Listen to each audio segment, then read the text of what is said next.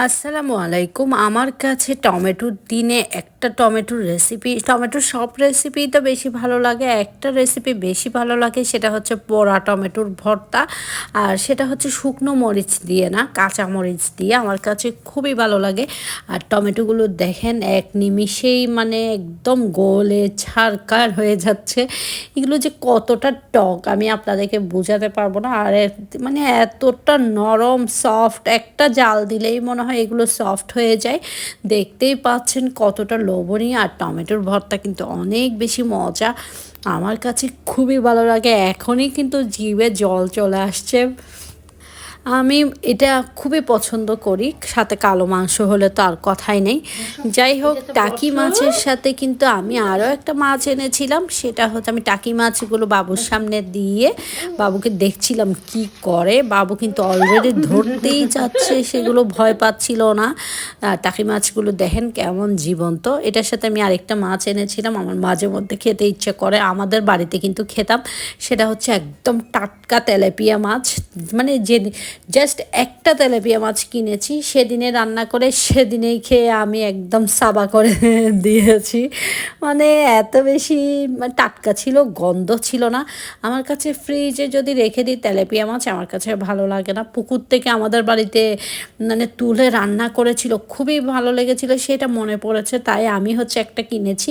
Just একটা কিনেছি, 200 টাকা করে কেজি। আমার এটাতে একটাতে এসেছিল হচ্ছে 150 টাকা। তো আমি একটা নিয়ে এটাতে টমেটো দিয়েছি, একদম মাছকে খালা কেটে দিয়েছি সুন্দর মতো করে। তারপর টমেটো দিয়ে আমি অল্প ঝোল দিয়ে একদম হচ্ছে এটাকে, আর ঝোল টোল দিব না, এটা আর কি ঢেকে রেখে দিব। তো দেখতেই পাচ্ছেন একদম ফুলে ফুলে উঠেছে।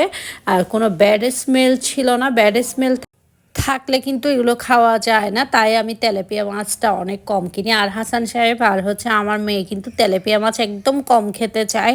হাসান সাহেব তো মোটেও খেতে চায় না। আর বাবু আমাকে জিজ্ঞেস করছিল, আম্মু এটা কী মাছ? আমি বলেছি এটা হচ্ছে কার্ফু মাছ।